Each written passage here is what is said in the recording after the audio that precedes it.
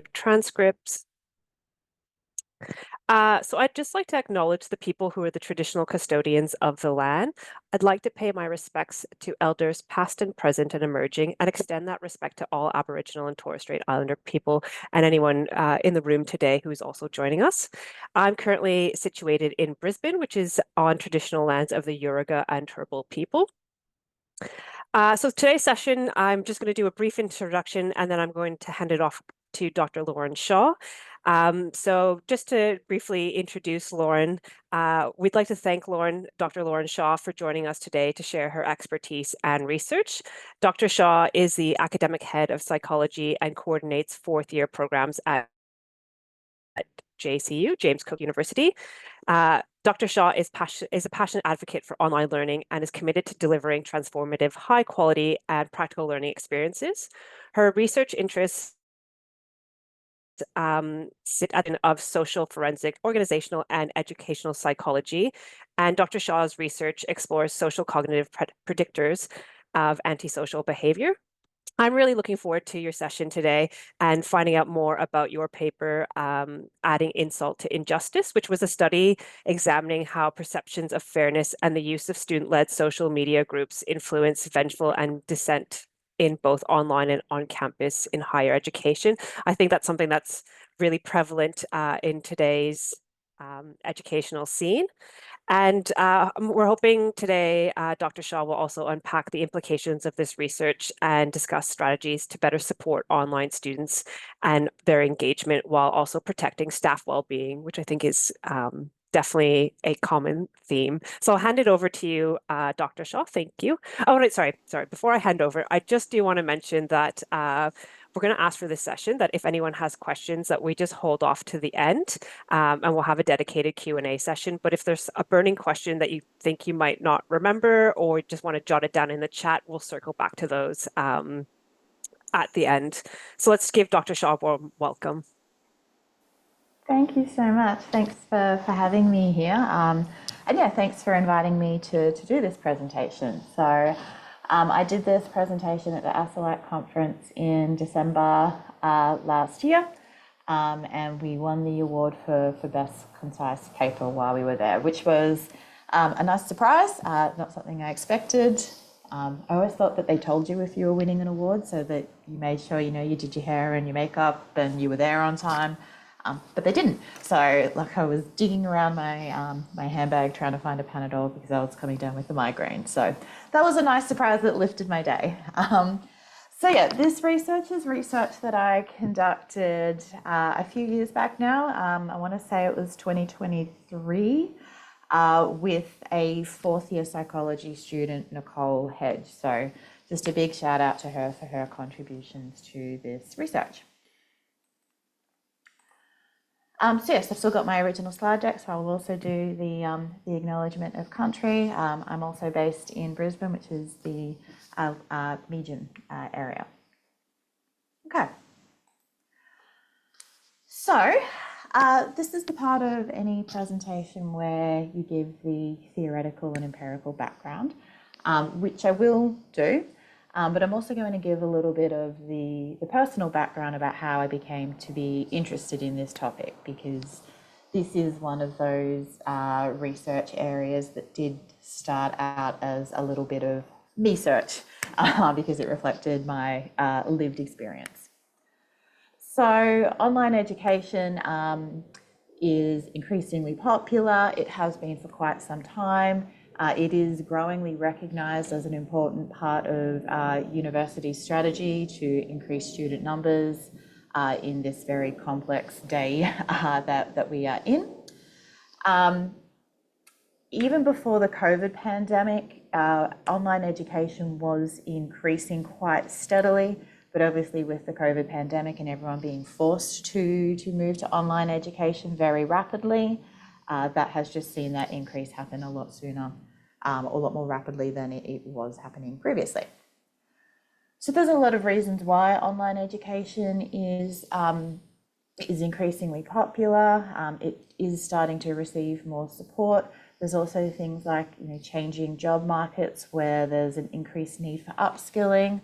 Also an increasing number of career changes, people who have had a gut full of whatever profession they originally changed in and are seeking to do something completely different. And the reason that online education is popular in these cohorts is that it's flexible. So it allows people the flexibility to still do their day jobs, attend to their family commitments, their work commitments, while still being able to study, retrain, or upskill. It's also really important for people in regional, rural, and remote areas. I am based at, well, I might be in Brisbane. My university is based in Townsville, which is, yeah, a regional area. So before online education came along, there was limited access to education.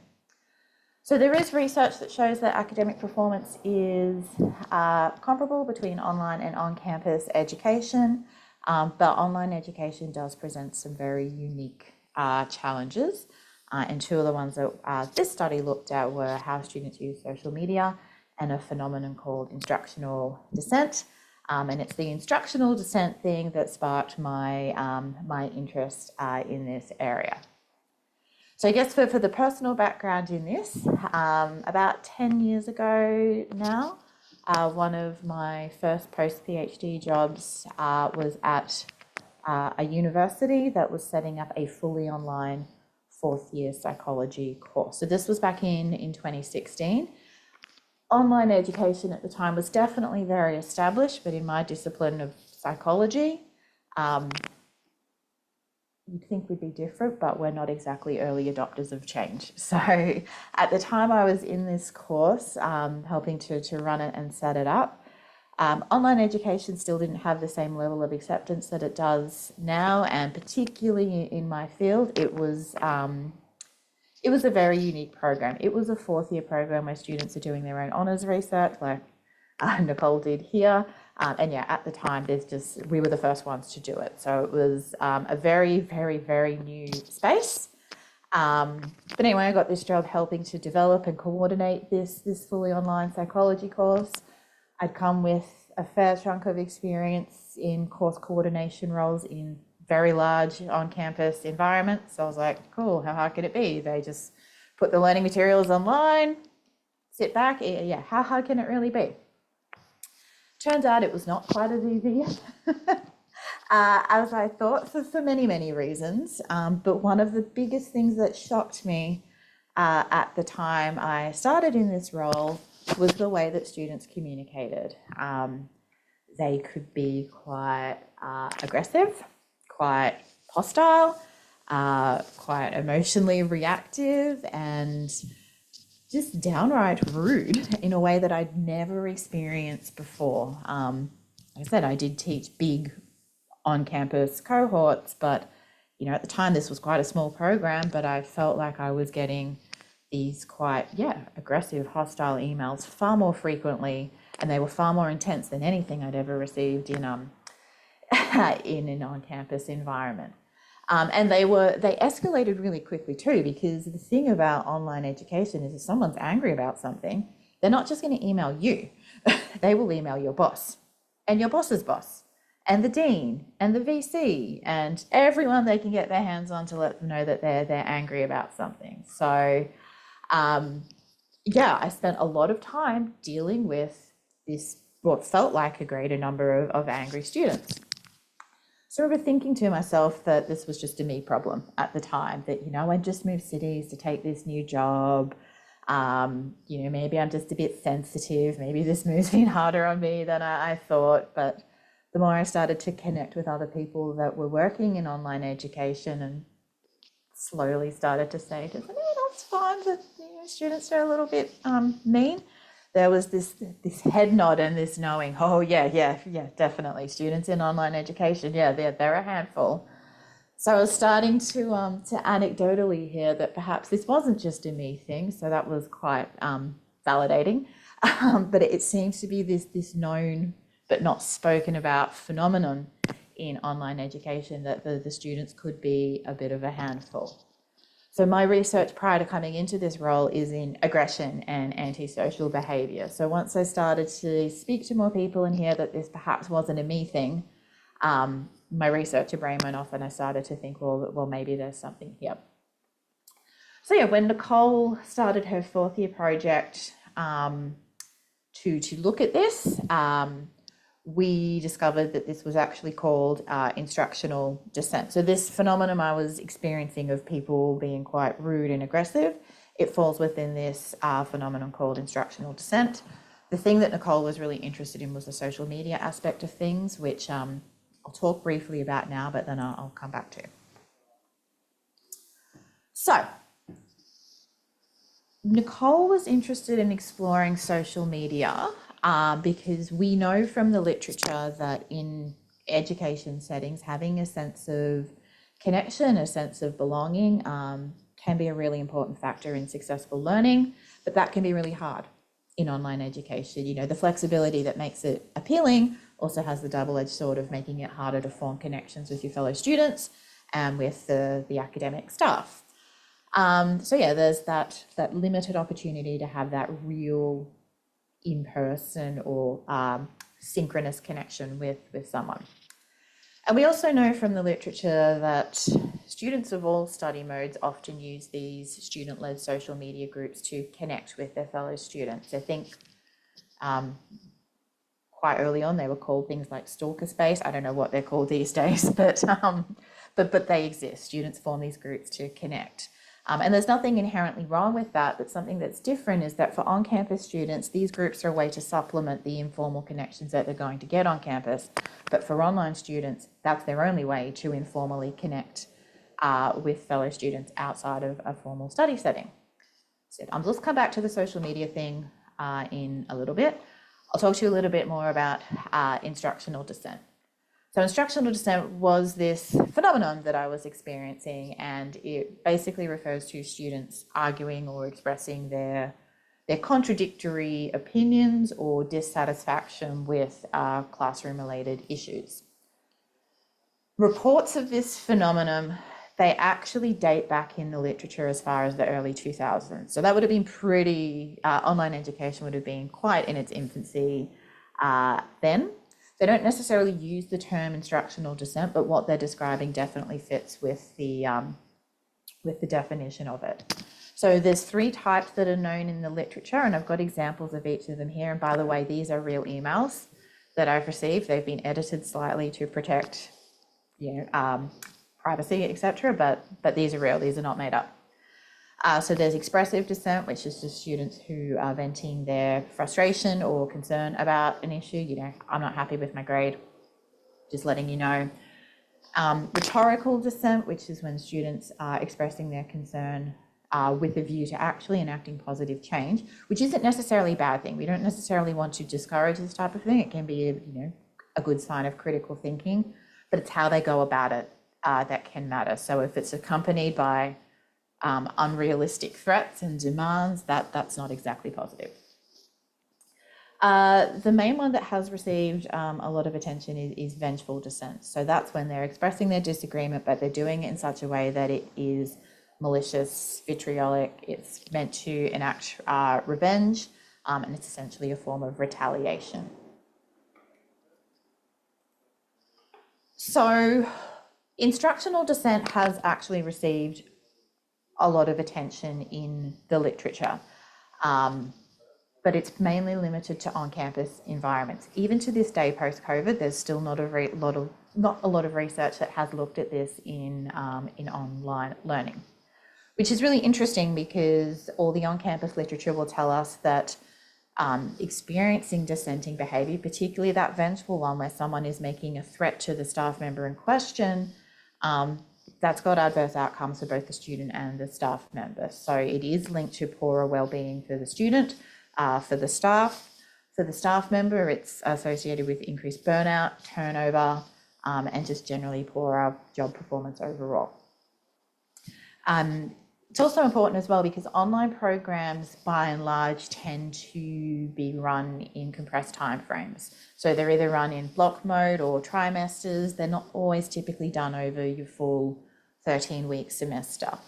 And we all know working in academia that there's high workloads, time pressures, all those things. But when if you're working in online education, you've got those shorter timeframes to begin with, and then when you've got these dissenting behaviours occurring that can escalate quite quickly, it's just exacerbating it. So we thought it's going to be really important to try and understand how this might be different in online education, particularly the vengeful dissent one, so that we can look at how we might mitigate it. Oh, my mouse is just frozen. So in the on-campus literature, all the research that has explored, or a lot of the research that has explored instructional dissent, has used classroom justice theory to understand it. Classroom justice theory comes from an organizational psychology theory, which essentially argues that dissent occurs when people feel like they've not been treated fairly, that they've experienced some kind of unjust treatment. And again, there's three types, which is distributive justice, which is the outcome, so people's grades, procedural justice, so how fairly people perceive the processes or the procedures that lead to the outcomes, and interactional justice, so how the fairness of how they're treated as people when decisions that lead to the outcomes are being made. So by and large, overall, the research does show that dissenting behaviour is often best predicted by lower perceptions of procedural justice. So when we bring this all together, we thought that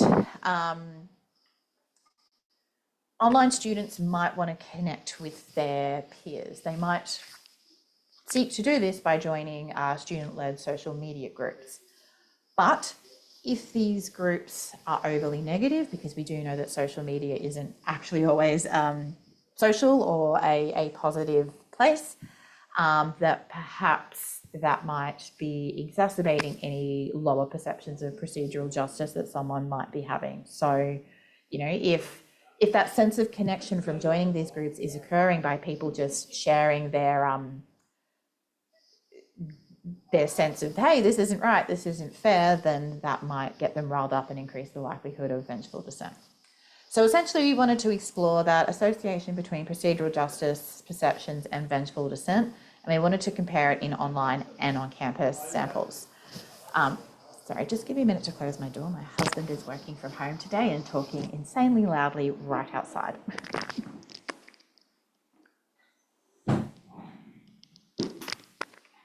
So, yes, we aim to look at the procedural justice perceptions and vengeful dissent in online and on-campus education, and see if being part of those student-led social media groups moderated that effect. So yeah, basically we predicted that the relationship would be there in both samples, but it would be stronger in the online cohort, and that using social media would strengthen the relationship in the online cohort only. So yeah, being a fourth year study, this was a fairly simple study design. It had to be done in a pretty compressed time frame. So just a cross-sectional survey done through Qualtrics. We ended up with 127 participants, roughly equal numbers between online and on campus. To be eligible, people had to be doing a degree offered by an Australian university or have completed it recently, completed at least one subject in the degree if they were currently studying it, and they had to be either fully online or fully on campus, so no hybrid. And we did specify as well that they had to have chosen to be in that.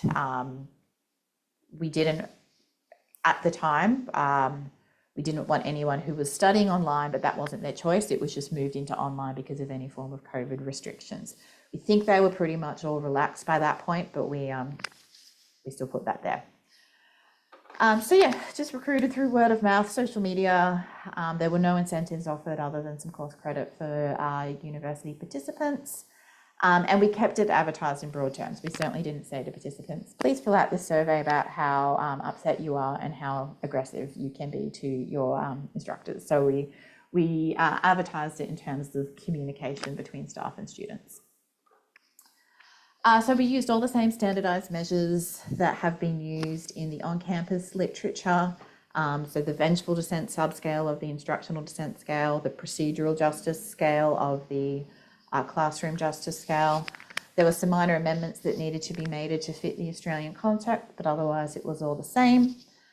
And there isn't an existing measure of social media use, so we designed one where it essentially got people to rate how often they engage in the social media groups that are relevant to the degree that they are studying.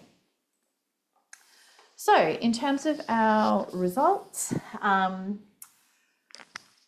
all assumptions were met perfectly fine except for one, which we controlled for.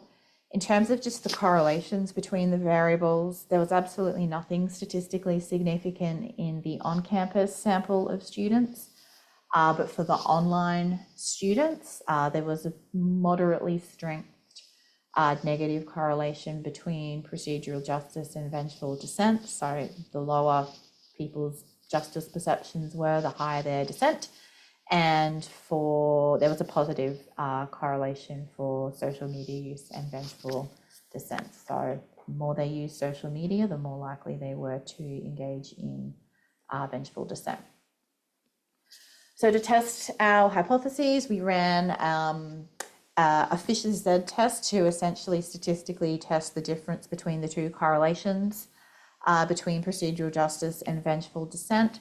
And we did find that statistically, the correlation was stronger for online students than it was for the on-campus students. In terms of our hypotheses regarding the moderated effect or the moderating effect of social media on that relationship, again, nothing statistically significant for the on-campus students, but for the online students, everything was significant. So we did find a significant moderating effect of social media use to the point where the relationship between procedural justice perceptions and vengeful dissent wasn't actually statistically significant until those social media scores hit 11, which was relatively low on the continuum. Then that relationship became significant and it continued to increase, which I've got shown on a pretty graph if you're a visual person. So yeah, essentially showing that this vengeful dissent is highest amongst the when procedural justice perceptions are low, and this here is the social media use.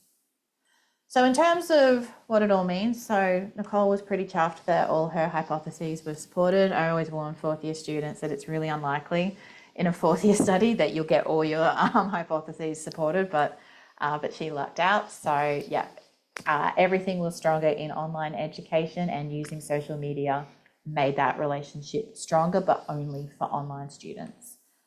So yeah, made it one of the first studies to actually explore this in an online and compare it to an on-campus cohort. And everything aligns with both the prior anecdotal reports that are in the literature that vengeful dissent is more pronounced in online education. So yeah, in terms of some of the implications of our findings, how we wanted to explain this, thought it might be related to a need for clear expectation setting once students start studying online.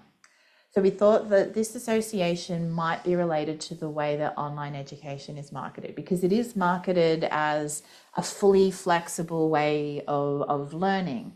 When we say that, what we mean is you can study at 2 o'clock on a Tuesday in your pajamas if you wish, but students might be misinterpreting that to mean leniency. So when a policy is applied that, you know, they get a late penalty for submitting something late, they might feel like their expectation for flexibility hasn't been met, because what we actually mean is flexibility in terms of when you study, not that the rules don't apply to you. We also thought that you know, written academic policies, they can be easily misunderstood. You know, people interpret something written one way compared to another. And if there's those fewer opportunities to clarify what that actually means, if students are interpreting policy in one way and we're applying it in a way that doesn't match that their interpretation of it, then again they might feel a sense of injustice when that expectation is not met. So yeah, it really highlighted to us that perhaps something that can be done is to set expectations really early on as part of orientation around what is flexible learning, how you should be studying in online education, how to reach out if you do need support or you need longer to do an assignment, and consider implementing things where policies that are likely to be relevant to students can be explained in really simple language, perhaps using examples so that they can see how that's going to be applied. So with relation to social media, this is a really tentative explanation because we fully acknowledge we didn't actually test this directly, but it is an avenue for future research to explore. We thought that things like confirmation bias or anonymity might be relevant here. So there is ample evidence within psychology that people often use the internet to seek out information that already aligns with their own views. So again, if students are feeling annoyed about something, if they're online, they don't have that coffee shop connection to be like, hey, do you think this was a little bit unfair?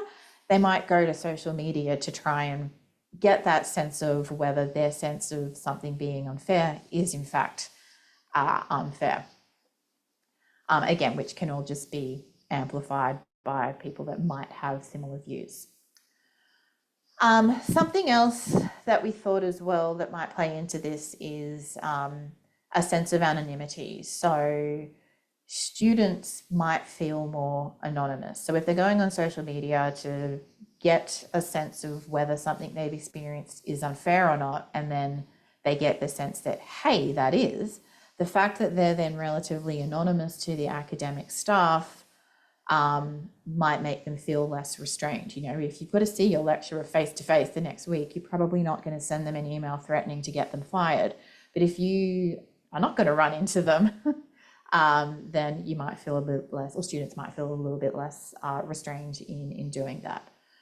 So yeah, very tentative explanations, but highlights some of the need to understand why students are using social media and what they are getting out of it, which I had another honours student do last year, so watch out for those findings coming up, and yeah, develop a need for clearer standards for online communication. So just quickly to finish up, some limitations and directions for future research. We don't really know what the effect sizes were for online education, so we assumed that similar magnitude of effect to what is known about the on-campus settings. And if we assume that, then we were sufficiently powered for this study, but we don't know for sure. So just replicating the study with a larger sample size would be good.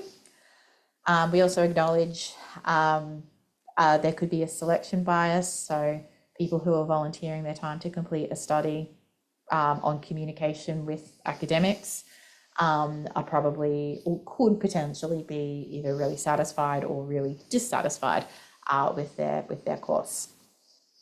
So in terms of future research, one of the things that we'd like to explore is what things students are actually finding procedurally unfair, because that can inform how we can address that and make sure that it's clarified for students, and will also help us to understand then what we perhaps, or what might be different to what students may find unfair in on-campus environments. And again, continuing to investigate the social media influence. It's not that we necessarily want to tell students you can't use it, it's really, really bad. You know, for online students, that those social media groups are the equivalent of the coffee shop or the pub. But if we can understand what they're trying to get out of it, what their motivation is, then perhaps we can learn to work with that. And yes, that's it from me. Thank you very much for listening.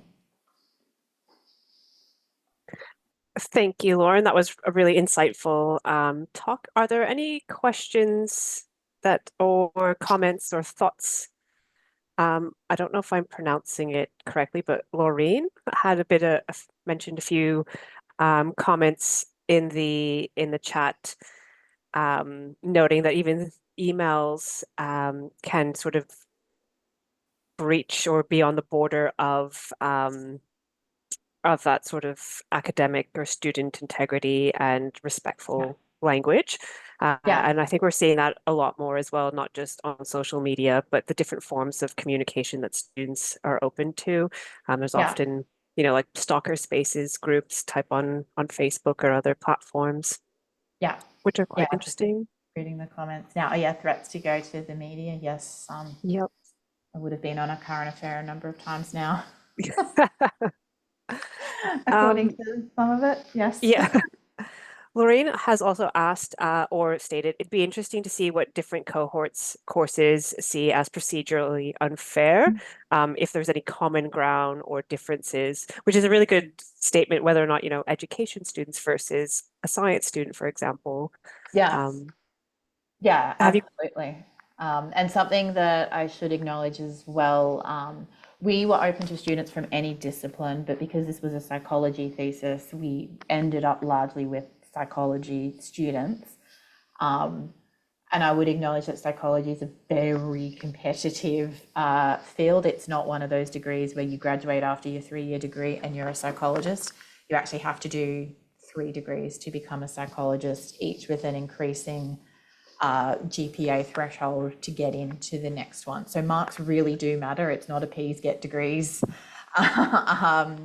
subject areas. So students might feel that heightened anxieties relative Mm, to their marks. So it would be interesting to actually do a discipline area comparison to see how this might be. I remember when I gave this at ASCILITE, someone from IT was like, do you really get students being mean? Like we get one, maybe. yeah. Yeah. Definitely in my field. Yeah. I could also maybe see like law students thinking of what's just and not just, Yeah, borderlining on strong language potentially. yeah, absolutely. I'm just reading the comments as well. Can I ask a question, Lauren? Yeah, go for it. It's interesting. I was speaking this morning with my our undergrad site coordinator, and we Mm-hmm. have online courses that are we write the content and then designers or someone puts them into formats for asynchronous delivery. Yeah, And we've found, and she's just the latest, but we found she said things that she'd written, somebody had changed it round. And she was give the example of intrinsic and extrinsic memory, and she'd written extrinsic memory here and intrinsic, and they just changed it round. She said, you don't do it that way, but they changed it without any consultation with her. yeah. And I wonder, I mean, that's just a small thing, but I know that a lot of what we do is changed by someone else. And Mm, the setting, we don't have any, we write the stuff and then they deliver it, and we get the the blame for it at the end. I just wonder how much of that is the sort of the disconnect between the people who know the content, who want to teach it a certain way, who it's then taken out of their hands, and the yeah, procedural unfairness is built in by somebody or something else. yeah. Interesting and timely that you raise It that was point. I'm literally on trying. my way into work this morning. We met at the tram stop and walked in. Yeah. I can think of it not necessarily related to content, but the challenges. I'm assuming you work with like a third party provider or a different team. Yeah. So a lot of online programs do work with a third party provider, which can be great and very helpful indeed. They certainly have their strengths in that regard. But there is that inherent, I guess, differences in KPIs that each team have. And we've certainly, and I've experienced it every university I've worked at in an online program where sometimes the dissent comes from being told one piece of information from people that are working for the third party provider that doesn't actually align with yeah, pick this course if you want to get into a Master of Clinical Psychology. And they're like, actually, that's not the right one. You need to be clicking, or I finished this 3-year degree. I'm ready to apply for Master. Actually, no, you need to do a whole honours degree before that. So yeah, that's certainly a factor that would need to be considered for the online component as well.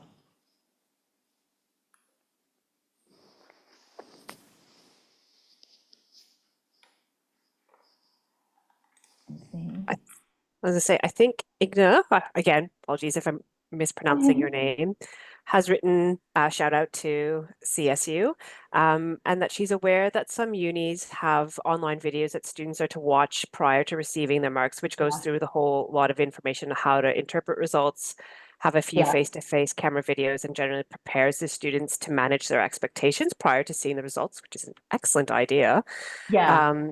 I think that this helps to humanize the process and also positively primes them for prior to receiving the results.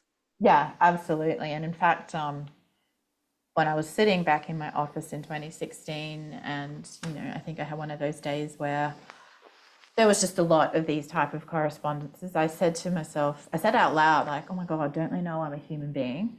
And I thought to myself, well, actually, they probably don't, because all I was doing was sending announcements going, hi, your marks are available.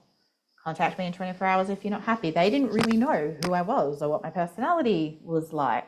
So it did actually occur to me at the time, maybe it would be better received if I just recorded myself on my phone saying, hey everyone, marks are available. Check your feedback. Everyone's tried to give you some really helpful stuff, but if you have any questions, so yeah, humanize it a little bit. So definitely a great suggestion. I think also if you actually make sure the students are aware of the credentials of the markers that you've chosen in your units, and talk up their expertise and their background, their lived experience in the topic or whatever it might be, and say, you guys are actually really lucky to be receiving this feedback from such a incredible expert in the field. Just in relation to sharing the video, I would love to share it, but it's actually, I work at UNE and I had the privilege of like doing it. It was in a stats course, which everyone wants to pass stats and everyone's under a lot of pressure and emotions run high. And I just thought as a kind of a voyeur from another university, what a great way to do it. And I'll try and introduce it here at my uni. But I just think that humanizing is so important because so often, as soon as they realize there's actually a person reading this, marking it, it can help just sort of put a bit of water on it, on the high emotion. Yeah, absolutely.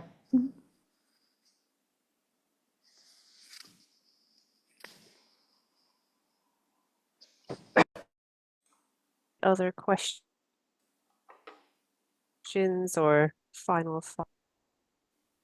And Lauren, if people do want to reach out to you to further discuss offline, do you have a preference, whether it be LinkedIn or just? Either LinkedIn or email is fine. Thank you. If there are no other questions, oh, your email's right on the screen. So yes, email's right that there. would probably, sorry. I was looking at the big smiley face. If there are no other questions, I would like to firstly thank you, Dr. Shaw, for taking the time to talk us through your research. Really interesting to hear about that perceived injustice and how students are reacting.